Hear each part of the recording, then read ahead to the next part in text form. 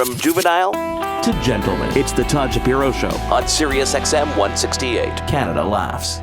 You know this guy, Milo Yiannopoulos? At Nero on Twitter, very outspoken guy. We're going to call him right now. Milo. Hi.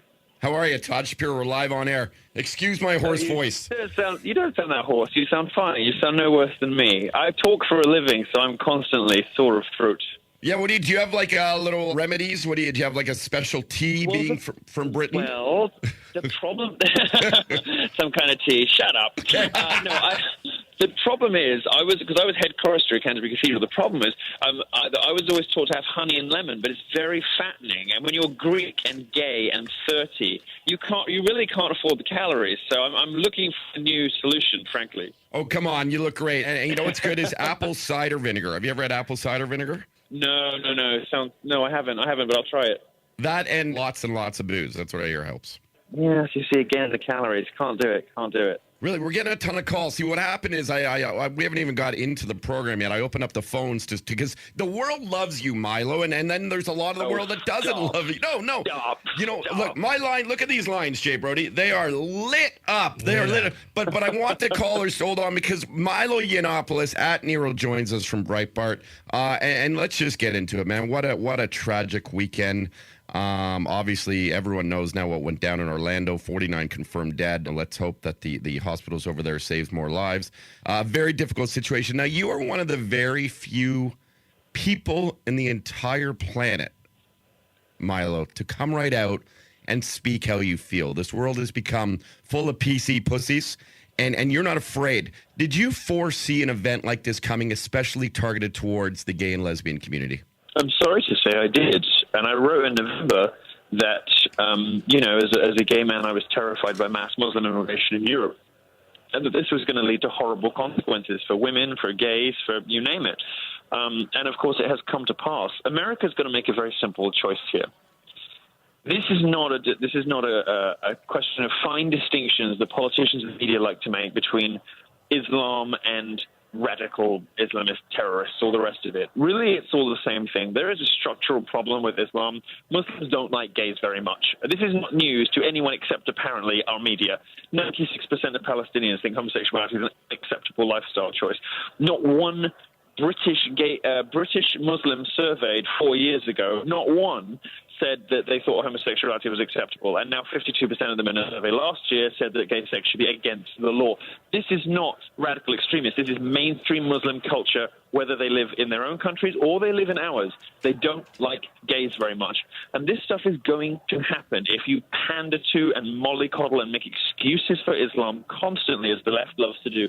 If you put Muslims at the top of your victimhood hierarchy, at the expense of other minorities, the expense of women, of gays, of you name it, this stuff is eventually going to happen. It's horrible that it has happened, but I hope this is a wake-up call to America, because you can make a choice today, now, America. You have a choice between female emancipation, the rights of gays, all of the things that Western capitalistic democracy has given, all the civil rights stuff that has been bestowed upon people.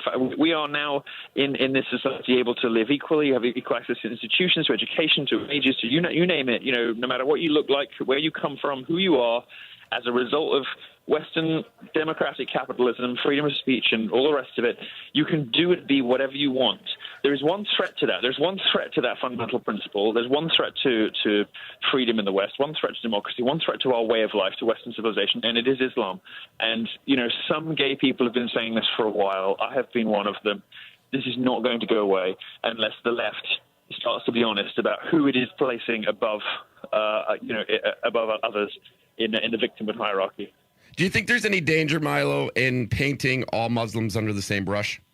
Sorry, could you say that again? Do you think that there's any hazards or any repercussions for you painting all Muslims under the same brush? No, because I don't care to make the distinction. Listen, we're constantly told, oh, be careful what you say. It's not all Muslims. Well, I'm sorry, but in 11, 12 countries, I could be killed just for being who I am. That's not extremist. That's mainstream Muslim culture. Look at what's happening in Sweden. Swedish politicians, because they are so wrapped up into this crazy social justice cult, are telling gay people not to be provocative by taking their pride marches to Muslim areas. Well, I'm sorry, but pride marches are specifically supposed to stick two fingers up at reactionary social conservatism and bigotry. That's what they're doing very bravely in Sweden, and politicians are saying, oh, gays, stop being so provocative. Suddenly the tables have turned, and for some reason, not terrorists, not Islamists, but ordinary Muslims who do not treat women well, who do not treat gays well, are having excuses made for them, are being pandered to, are being mollycoddled, are being told they can do no wrong, are being told that they have the right not to be offended. Nobody has the right not to be offended. When you start telling people they can get away with murder, sometimes they try to commit murder. Now, a lot of people are obviously saying there needs to be gun control. Is this about guns, or is this something far worse and far more? Well, gun-free zones are the most dangerous place in America. That's where all the recent shootings have happened. Why? Because the nutcases don't obey signs. If you're a lunatic and you want to go shoot up a school, you don't wander down, see a sign that says no guns, and think, oh gosh, I better not do it then. The nutcases go for these gun-free zones. They are the places you are most vulnerable. We don't live in a perfect world. There are so many guns around in America that the solution is more guns, not less. Just like the solution to free speech problems is more speech, not less. People need to protect themselves. And there's a good meme going around on Twitter, which I've enjoyed. Armed gays don't get bashed. If a couple of people in that club in Orlando, where I am now, I've just come down to give a talk tomorrow on this subject. I'm giving a lecture at UCF tomorrow, so people should look it up online. If a couple of those guys had been strapped up last night, the situation could have ended very differently. Are you insinuating that you would arm yourself as a gay man? Of course. I mean, I'm not a resident, I'm not a citizen, but if I were, and I hope to be one day, I would certainly take advantage of any open or concealed carry laws that are available, because I want to protect myself and protect my loved ones and whatever else. And if I were out at night, I might well take a gun with me. Why wouldn't I? Because with a government with a political and a media class that has shown no interest whatsoever in protecting the rights of homosexuals or women or anything else, that panders to and encourages the worst kind of barbaric alien culture, welcomes it into our own, makes excuses for it, turns a blind eye. The political correctness at Sandy Hook, all these other places where people knew. And people knew about this guy. The FBI knew about this guy. But why wasn't he arrested? Well, who knows? Maybe because he was, one of his colleagues at G4S said that he said terrible things about wanting to kill all black people, but that he wasn't disciplined at his security job at G4S because he was a Muslim. People didn't dare. People wouldn't go there. They were tiptoeing around with political correctness. In that kind of environment, the people most at risk need to defend themselves. And I think homosexuals fall into that category. So absolutely, I would be armed. Has the response from the politicians been enough, or would you feel that they're being those PC pussies I speak of? Well, the only person who's come close to having an acceptable response to this is Donald Trump. And what's interesting is, I'm a Trump guy anyway, I really like him, but what's been interesting is watching gay people reluctantly come around to Trump. Many of them, I'm watching them on Twitter, I'm seeing them crop up in interviews, I'm seeing them on television. All of these gay guys who are saying, I really don't like him, but he's the only person who's speaking any sense, he's the only person who's got balls, he's the only person who says he's going to do something about this. I'm seeing lots of gays sort of start to eye up Donald Trump as a potential vote in the election in November. It's very interesting to me because there's an extent to which Trump is a sort of camp gay icon, obviously, and the whole sort of Trump spectacle and the sass and the drama and the middle finger of it all appeals to a certain kind of gay. But to most of them who have fallen for all of the progressive claptrap, Trump is the last person they'd ever vote for.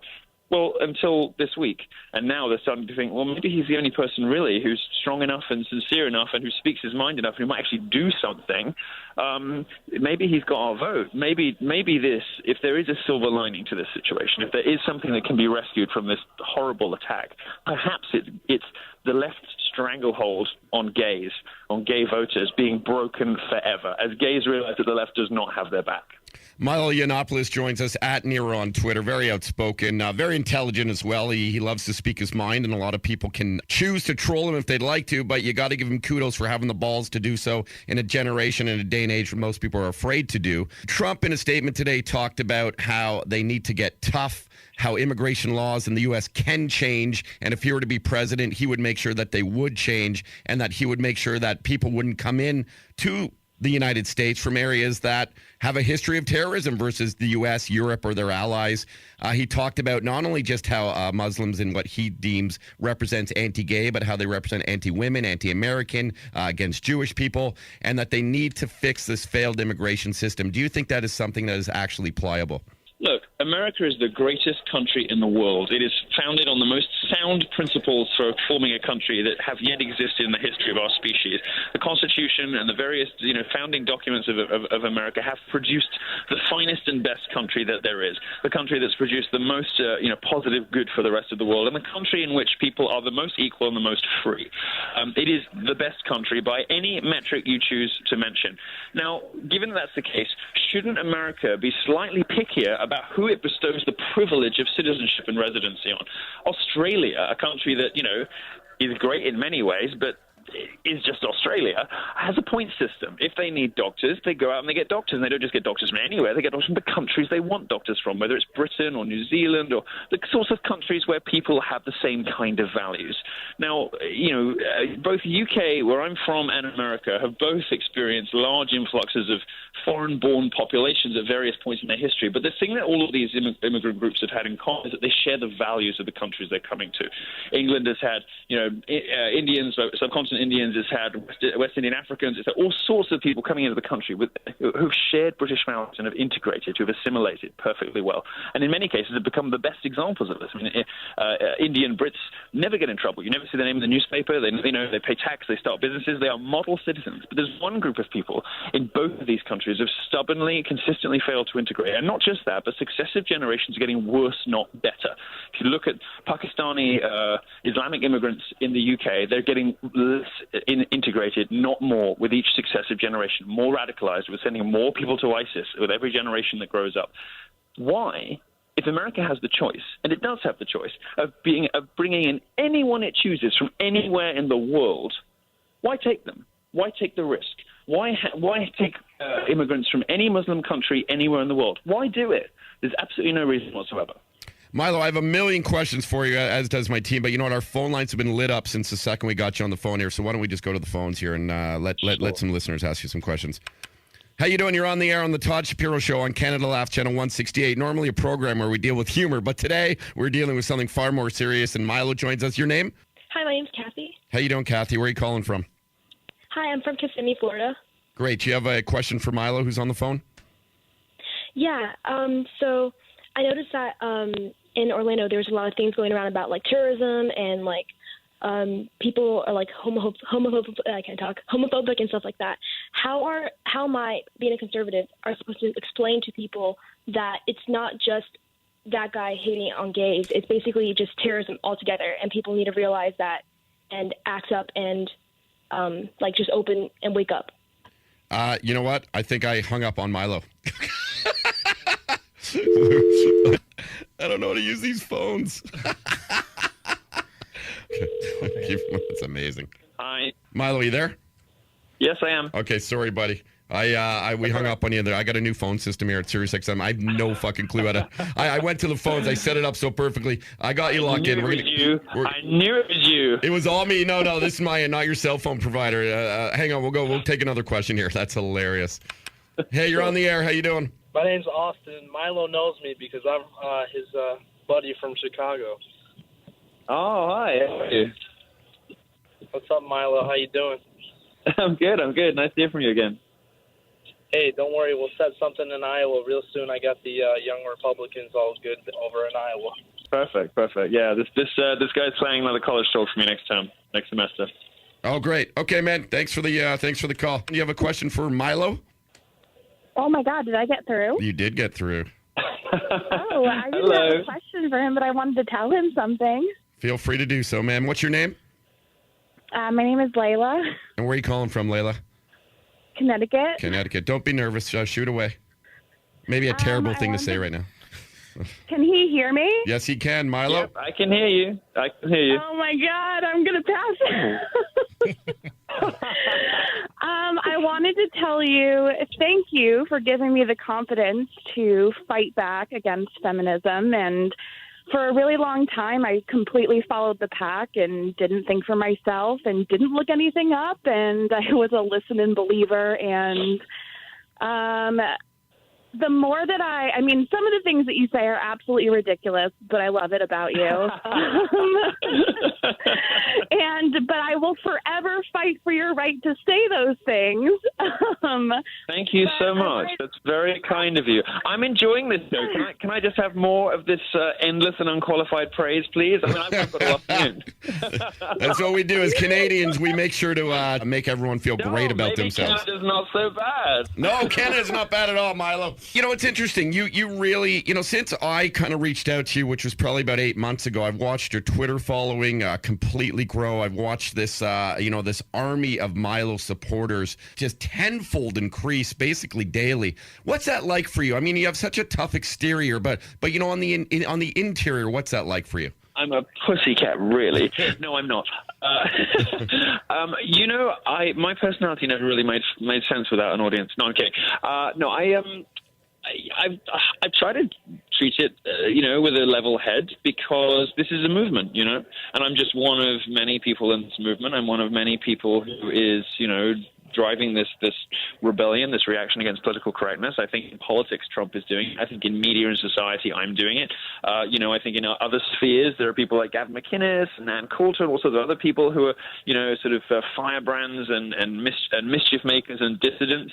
I've seemed to really struck a chord with people, and I think one of the things that's been very successful is my college tour because I've got a lot of very energized young people who see on their college campuses the horrible effects of political correctness, of social justice, and of feminism.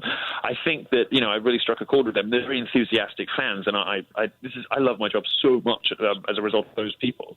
I try to be respectful and responsible with it, but this is bigger than me. This is not just about me. This is a movement. The country is rising up and rejecting political correctness, rejecting feminism, rejecting social justice, rejecting Black Lives Matter, rejecting all of this sort of nannying, hectoring, pearl-clutching, nonsense that is being forced upon us that you are so familiar with living in Canada. America is rising up and saying, no, we don't want to become Canada. No offense. We don't want to become Europe.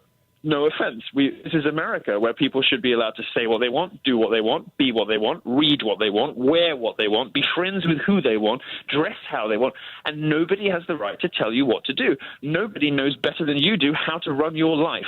This is something America has always been very good at. It's why the First Amendment is so important, the Second Amendment, which underpins and undergirds and guards that First Amendment. Those two things have created the best country in the world. And America, thank God, is waking up and realizing that the people who have styled themselves as its betters and its and the architects of its moral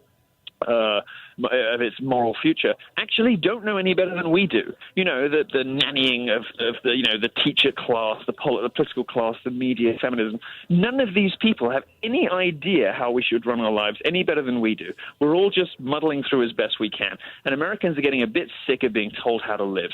And this is a much bigger movement than just me. But I'm happy and grateful that people enjoy my contribution to it. Milo, aren't there harsh realities of what's going on in this world with with terrorist act or even say a mentally disturbed person going on a shooting rampage? Aren't the harsh realities that this stuff isn't going to go away? And whether you control guns and get to the NRA and don't put guns in people's hands, no matter what, won't people find a way that if they want to kill, which is heinous, which is disgusting, which is obviously so wrong, words that shouldn't even be spoken. It's just the rational thought. Everyone knows you can't go and do these fucking things. But isn't the sadness lie in the fact that it's not going to change overnight, and maybe we need to start accepting that? Look, anybody who works in the military, who works in law enforcement, who works in security will tell you that there is no such thing as risk elimination. What you do is mitigate and reduce risk as much as possible. We live in a globalized, which means an interconnected and complicated and sometimes ugly world. The best we can do is reduce our exposure to the awful things that are out there. That might mean not taking any unnecessary Muslim immigration. It might mean being stricter at the border. It could mean all sorts of things. But, we don't live in the utopia that idiot leftists, think we do or think we can get to. If only people stop saying faggot, we'll cure homophobia. The world doesn't work that way. What we can do, though, is make sensible policy decisions and make sensible changes where we organize our societies to reduce the chances that any of us get into trouble and to reduce the ease with which the bad guys can do bad things. That's the purpose of government. That's the purpose of law and order, is to protect people as much as you can. So there's no point in getting downhearted because you're never going to stop every terrorist. No, you're not. But what you could do is stop 9 out of 10 attacks. And that's the whole purpose of organizing society sensibly and making sensible choices about your national security, about immigration, and about the other things that, are pertinent to the security of your citizens. A lot are saying that you can't even stop 9 out of 10, 8 out of 10, 1 out of 10. If the government that we have right now, when I say we, I just speak of America, even though we're in Canada here, can't call the problem Islamic terrorism by name. They refuse to. They're in denial about it. They're in denial. But what's interesting, though, is Trump has forced, and this is one of the things that we should be very grateful for Donald Trump for. You can call Donald Trump a clown and an idiot. You can say that he's, low rent, whatever, right? You can call him all manner of things. But one thing you can't deny is the overall effect of Donald Trump seems to be uniformly positive. He got immigration on the map. Like, he got conservatives talking immigration. He got conservatives talking about trade. What happened today? He basically bullied Hillary Clinton into including a protracted section about Islamic terror in her speech. That would never, ever have been there after an attack like this. In a Hillary Clinton speech, she would never have dared mention the I word or the M word had it not been for Donald Trump forcing her into it, making her be honest. And whatever you think about Trump, the overall effect of him, if he forces people to be honest, to speak plainly, to stop lying to themselves and to the public, to drop the euphemisms and say what they really mean, if he even pushes them 10% in that direction, then the overall effect of his candidacy, however he does in November, has been overwhelmingly positive. Milo, I'm going to take some more calls here for a second if you have some time. Hey, you're on the air on the Todd Shapiro Show with Milo Yiannopoulos. How you doing, man? Good. My name's Andrew. I'm from Chicago. I got a question for him, and I've seen them organize the homosexuals in Chicago against things they don't like. They come out in force. Do you see them perhaps organizing I can't even think of a Muslim event, but something that Muslims would be involved in, like I can't see gays picketing mosques anytime soon because they're cowards.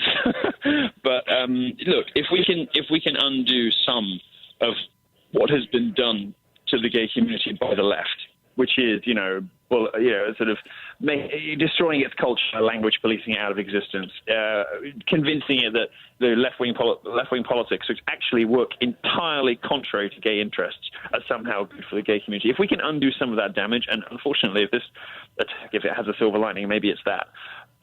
If we can try to undo some of that, at least maybe gay people will be a bit more emboldened to speak out about it, and they will start demanding of their politicians and demanding of the media more honesty and more serious. Yeah, sorry, we lost you for a second there. We got a new phone system. Oh, I'm sorry. Hey, Milo, I wanted to ask you a question. Were you surprised? I don't even know why I do that in radio. I wanted to ask you a question. The worst thing any radio show host can ever do.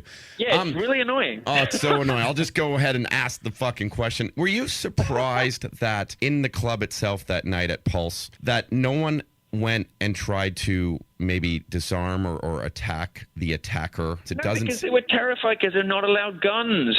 They're not allowed guns. They're in a gun-free zone. They've been completely mollycoddled by the left into believing the worst thing that's ever going to happen to them is somebody calling them faggot in the high street. No, that's not the worst that's going to happen to them. The worst that's going to happen to them is some crazy Muslim with a gun. If more gay people knew that and they were more honest about it and they were better educated about it and politicians stopped lying to them and the media stopped lying to them, then more gays might be better prepared. They might be equipped to deal with it. Some of them might even have anticipated it.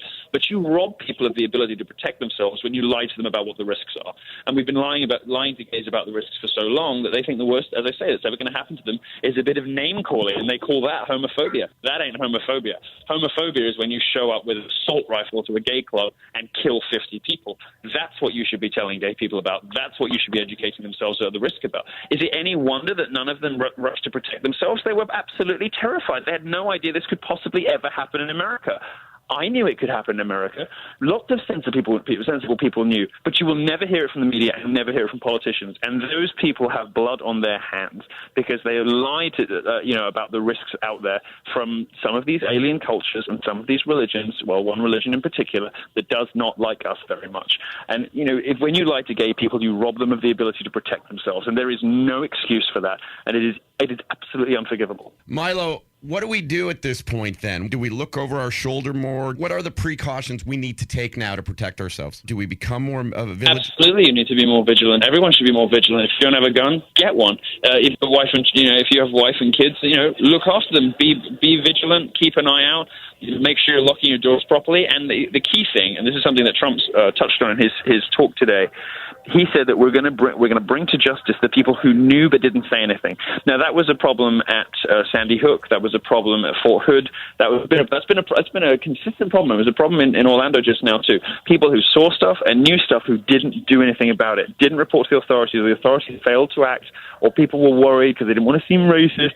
All of that has got to change. All of that has got to end. So yes, keep yourself safe and keep your family safe, but also report suspicious stuff when you see it, because a lot of bad shit has happened in America over the last couple of years because people were too frightened to say, that guy looks off to me. I'll tell you, it's happening right now currently in Toronto. There's a part of Toronto that's under lockdown. One of the bigger universities here in Canada, U of T, University of Toronto, someone saw someone who they thought might have had a gun wearing a mask. And there's an area right now in Toronto being locked down. It's, it's just, and I heard something was going on in St. Louis today. They may have disarmed some sort of bomb on top of Mercy Hospital. It really is a frightening time, and I'm not here on air, especially on a station that's generally all about humor. We're called Canada Laughs. We're usually here to make people laugh. That's the whole goal of it. But I mean, and I don't want to fearmonger. I don't want to. Listeners over the last half an hour, this is Canada Laughs. No, exactly. I mean, this is obviously clearly not showing the type of sense of humor that we have. But I just thought it was really important to get you on air because you really do say a lot of things that people don't say,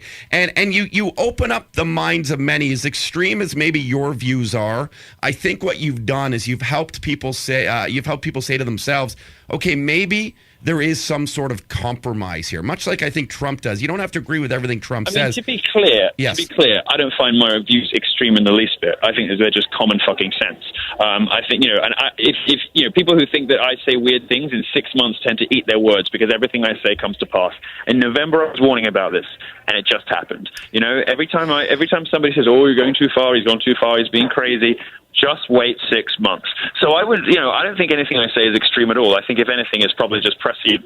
It's a little 6 months ahead of its time. Well, good for me. But even if you do think that, and even if your listeners are thinking this guy's off the hook, I would encourage you to think of me in the same way that I just suggested you should think of Donald Trump, which is even if you find me too much, even if you think I'm too crazy, too much, I go too far, I'm too strong, I'm not nuanced enough. The overall effect of me in the media has been to force people to be more honest and to start conversations that would never have been happening otherwise. That's why I'm going down a storm on American college campuses, why I'm the hottest ticket on campus this year. There's queues out there, like 1,000 people waiting who can't get into my talks, on some occasions. And this is why, because nobody else is even asking the questions, even if you find my answers a little too strong. Hey, you're on the air. Where are you calling from? Easton, Maryland. All right, you got Milo on the phone. Milo, do you support the physical removal of leftists? Well, I don't. No, from the country, no. From the stage at my talks, yes, certainly I do. Yeah, we should throw them out. Hey, you're on the air with Milo. Where are you calling from? Hey, I'm calling from Victoria, BC. All right, great. Another fellow Canadian. Ask away. Milo is here for you. Cool. Okay, so I have two questions, if that's all right. One is, first of all, when are you coming to Canada to save us at our universities? Yeah, I might have some good news for you there, actually. I'm thinking of coming to Toronto sooner than you think. Possibly even in the next couple of weeks. So I got a room for you at my house, Milo, and you are a gay man. You're very good looking, but at least I wouldn't be threatened that my wife might want to fuck you. Cool. My second question is, so I'm currently in a university program that has a lot of SJW logic. Fortunately, taking social work as I'm intending to be a addictions counselor, and I run into this issue all the time. I was wondering, do you have any advice or any thoughts as to how I could get through the next 2 years of my program with my my sanity intact? Yeah, I'm going to give you advice that I give everybody at all my talks, because this question always comes up, and it's not the advice you want to hear, but it is the smart, honest advice. The best thing for your life is keep your head down and get on with it. Sometimes that's going to mean writing essays with conclusions you don't necessarily buy into, but treat it as an intellectual experiment, and just imagine what it's like to think like a crazy, dumb social justice warrior and write the essays they want you to write. Because the one thing they want more than anything else is for you to fail. And the best revenge and the best victory you could possibly have is to live a good life and to get all of the things you want. And when you graduate, they can't touch you. You know, you can work, you can do what you want, you can express your opinions, you can donate to whichever political causes you want, you can do what you want when you graduate. But they have power over you right now because they run education. They run the education system, they run the media, they run politics, but they have particularly strong stranglehold over the education industry, over the whole ecosystem. And they have the power to rob you of a career, and that's what they want to do. So the best advice I can give you is keep your head down, get your qualifications, and if you feel like making a grand statement, do it later in life when you have that piece of paper. Well said, Milo. You're on the phone with Milo Yiannopoulos. What's your name? Austin. Oh, Austin, you called already. I did. Yeah, it dropped for some reason. Okay, what was your question again? To Milo, given your disdain for certain religious proclivities, what is the primary reason you identify as a Christian? How do you justify this association with such an archaic ideology, being such a thoroughly modern, logical, and beautiful person? Well, thank you for the compliment wrapped in a difficult question. It's a very good question, but I think there's a perfectly reasonable, logical, and loving route to finding yourself a Catholic or a Christian or whatever. Like any system of ideas, a religion is just a set of principles and ideas, and it warrants scrutiny, and it is justified to investigate that system of ideas and judge it. I have judged Christianity to be a pretty good way to live. I judge Islam a pretty bad way to live. I've investigated that system of ideas and found it wanting. Now, the mistake that people make with Islam is because the left wants to make it a protected class, is they've invented this thing, Islamophobia, which kind of sounds like it's a bit like racism, like you hate a whole group of people because whatever. No, there's no such thing as Islamophobia.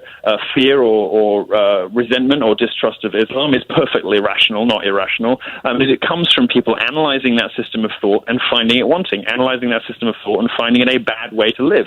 I find Christianity a good way to live that has created great, ordered, loving, and constructive societies. Look at Europe. Look at America. These are great countries that were built on Judeo-Christian values. Islam, on the other hand, I don't find to be particularly morally encouraging, and I don't find it to be a code for a particularly positive or healthy or loving or happy way to live. So that's the best answer I can give you. You're obviously somebody who's skeptical of religion in general, but that's I think, the most honest way I can answer the question. Thank you. I have one follow-up question, if you'd allow it. Just who's your favorite Muslim and why? My favorite Muslim is probably Ayaan Hirsi Ali, although she would probably describe herself as an ex-Muslim now, because she's one of the very few people, from that faith who has been incredibly brave, speaking up about the excesses and the barbarism of it. She was subject to female genital mutilation. She comes from a very backward, a particularly backward bit of the Islamic world, and she's been incredibly brave under some very serious, incredible threats to her life, speaking up about some of the ways in which that particular religion and the culture that surrounds it treats women. So I think she's a very courageous individual, a very, very brave woman, and somebody we can all look up to. Unlike the incredibly boring and odious Malala Yousafzai, whose speeches are obviously written by her dad, who is this, incredibly dull, dippy, dour, dumpy, sort of pawn of the UN. Her I find insufferably dull. But Ayaan Hirsi Ali, I have huge respect and admiration for. Milo, we got another caller here. You're on the air on Canada Laughs Ch.168, the Todd Shapiro Show, with a very gracious Milo Yiannopoulos. Hello. Hello. Hi. How's it going? Milo still on the air? I am. Hi, Milo. This is Barack. How are you doing, sir? I'm good, thank you. I was just wondering what your opinion is on the Second Amendment. The Second Amendment is a wonderful and beautiful thing. It's necessary because it protects and underpins. Milo, sorry to interrupt you, Milo. I think I think it might be. Is this President Barack Obama on the phone? Yep, this is it. I'm on my very busy day. I know it's a very. See, I'm through a cell phone, so I can't pick up when people are having a go. People are having some fun. I don't pick up on the impressions because I'm on a cell phone. Okay. Oh, I'm glad you saved me from that one. Barack, did you want to finish your statement? I did. I wanted to say, so, right-wing people are they feel very strongly about having their guns taken away. We're not trying to take their guns away. So in terms of this man in Orlando, are you with me? This guy's pretty good. You should have him as a sidekick. He's not a bad impressionist at all. In terms of this man in Orlando, he was known by the FBI. The investigation was closed on him 10 months ago. However, do you think this man, having been on the FBI watch list, should have been able to go in and purchase a gun? Yeah, obviously not. And America does need to tighten up some of those rules and does need to fix some of that stuff. Anybody who is a bit wacko or is under investigation shouldn't be allowed to leave or enter the country, let alone buy a firearm. I think that's fairly obvious. I think most people would agree with that. Hey, Milo, we're going to hang up on the president. Hang up on the president to speak to Milo. Enough of the president.